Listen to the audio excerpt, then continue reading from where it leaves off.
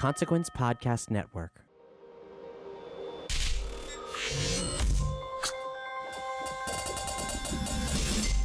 Welcome to another edition of Kyle Meredith with an audio interview series presented by WFPK Independent Louisville, Consequence of Sound, and the Consequence Podcast Network. I'm Kyle Meredith. Today I'm talking with Gus Unger-Hamilton of the band Alt-J. They've got a brand new record called Relaxer. We get to talk about the unique challenges of taking a record like this and putting it on the live stage, as well as their upcoming immersive sound project and using 3D sound ideas on their tour. There's also some talk about their somewhat continuation of the song House of the Rising Sun, and their newest cut, Hares On the Mountain, that was used on the Bright soundtrack, and winning the Mercury Prize for Best British Band. It's Kyle Meredith with Alt-J. Hi, how are you? Great, how are you? I'm well. Excited to talk to you, man. Excited to have Alt-J back in Louisville. I know you guys are going to be here, it looks like June 8th at the Iroquois Amphitheater with tennis behind this new record. That's right, yeah, looking forward to it. I was just reading about this thing you all were doing, or maybe you've already done it, the immersive sound show. I'd love to know what that is because it sounds so interesting. Yeah, so basically it's going to be a gig we're doing in New York in the middle of June, and it's going to be a really cool thing where we kind of are able to use sort of develop, new technology in speakers and PA systems to create kind of a surround sound for the gig for the audience on a large scale, which is really exciting. Our albums will we use a lot of kind of sound textures and sound effects and interesting noises in our songs, and hopefully our plan is to build a lot of those into this sort of three-dimensional immersive sensation for the audience, so that the gig feels almost like you're listening with sort of amazing headphones, and adding a new dimension to the live music experience.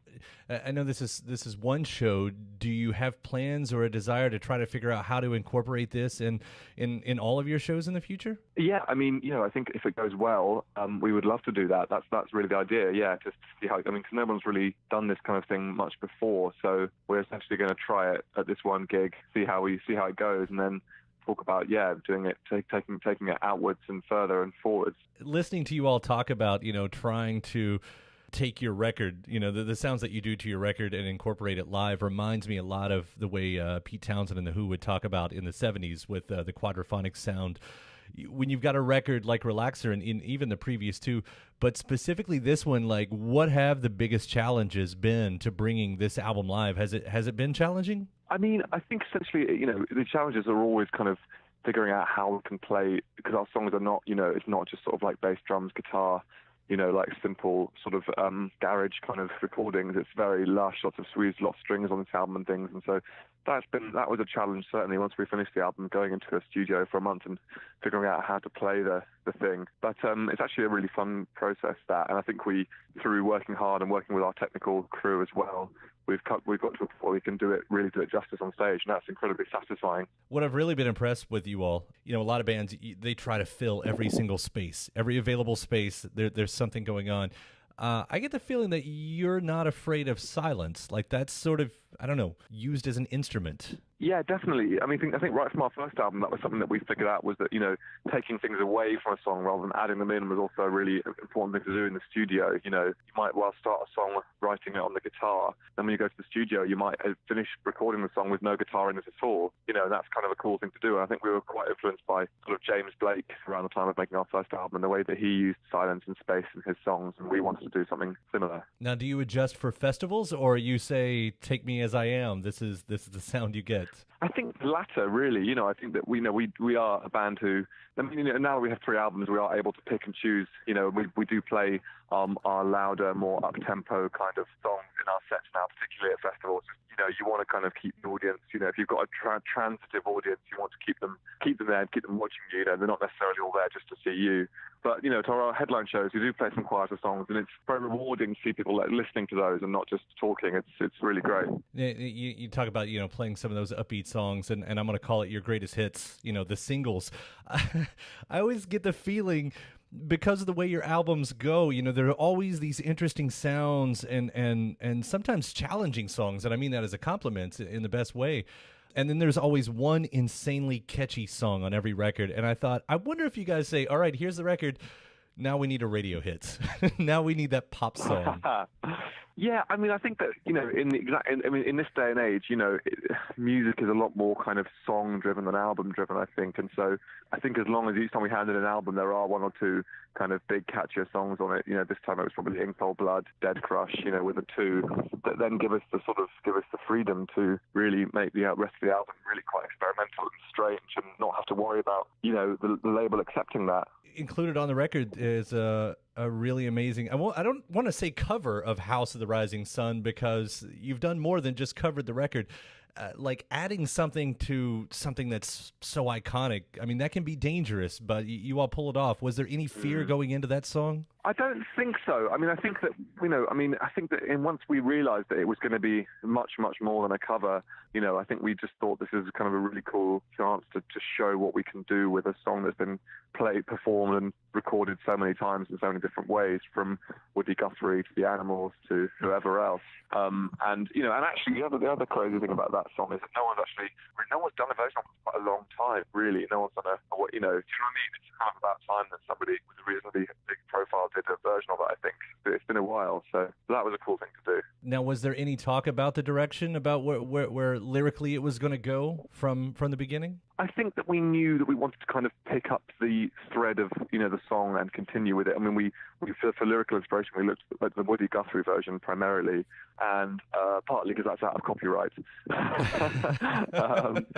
And then we took it from there. And I think we've always seen ourselves as kind of a folk band, and I think that that folk tradition is picking something up, playing with it, changing it, and passing it on to somebody else, and that's what we've tried to do with our version of House of the Rising Sun. And I don't know how much you can speak to the lyrics on some of the other songs, but diving into the music and the words, I mean, there's so many literary references. Most songwriters, they just use what they did that day, and that becomes a song.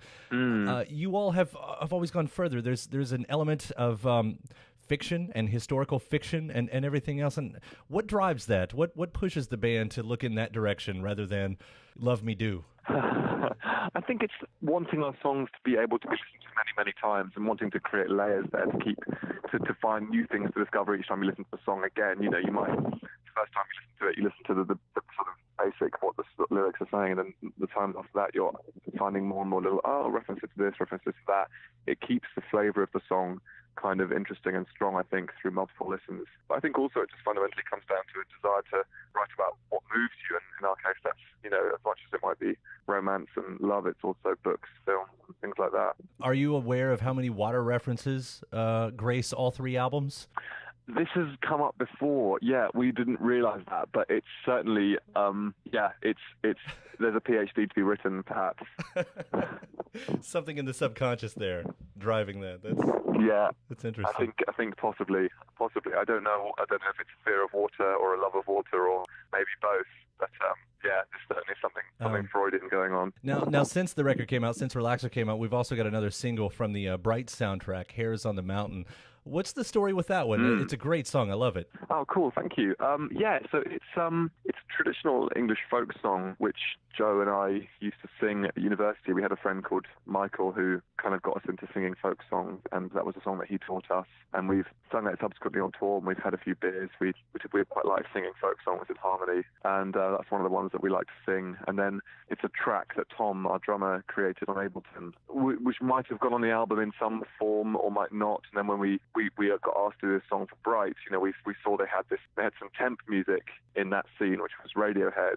And the scene, well, actually, kind of a complicated story, because we thought it was going to be a certain scene in the film. It wasn't in the end, but we were quite inspired by the Radiohead song in there and went back to the studio and worked on this version and put the two together, the folk song and the kind of electronic track, and it worked really nicely. Radiohead, the guiding lights, forever and ever. Always. I also want to congratulate you, by the way, on the Mercury Prize. I think it was Best UK Band.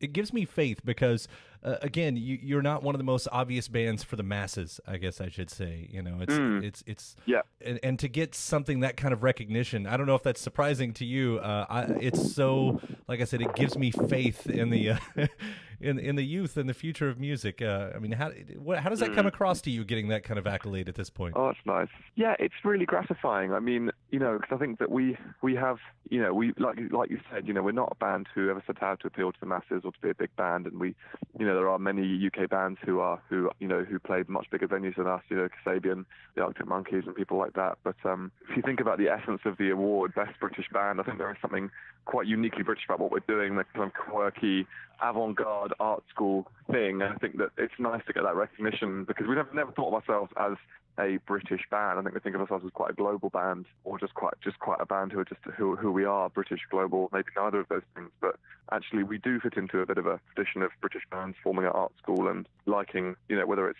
Beatles or Pink Floyd or whoever it might be, wanting to do something that was unusual and wanting to do more than just, write cool songs. Well, you've succeeded in that, and I certainly appreciate it. And I'll wrap that up. Gus, it was a pleasure talking to you today. And again, the Louisville date, June 8th at the Iroquois with tennis. I'm going to be there, and I'm excited to see you guys. So thank you so much for taking the time today. Yeah, we can't wait. Can't wait to come back to Louisville, and it's going to be great. So we'll see you there. And thanks for having me on. I hope the wind wasn't too much of a problem. Nope, it was all good. I appreciate that. Brilliant. All right. All the best. Thank you, sir. Take Bye-bye. care. Bye. Hey, thanks to Gus from Alt J for giving me the call. The new record is called Relaxer. Don't forget, you can subscribe to Consequence of Sound's YouTube channel to keep up with your favorite artists and interviews. If you're listening to the podcast version, please do head over to iTunes, Podchaser, wherever you're hearing this podcast form from. Give us a rating and a review. You can also head over to WFPK.org. That's where you'll hear me do a show every Monday through Thursday from noon to 3 p.m. Eastern. I'm Kyle Meredith. I'll see you next time.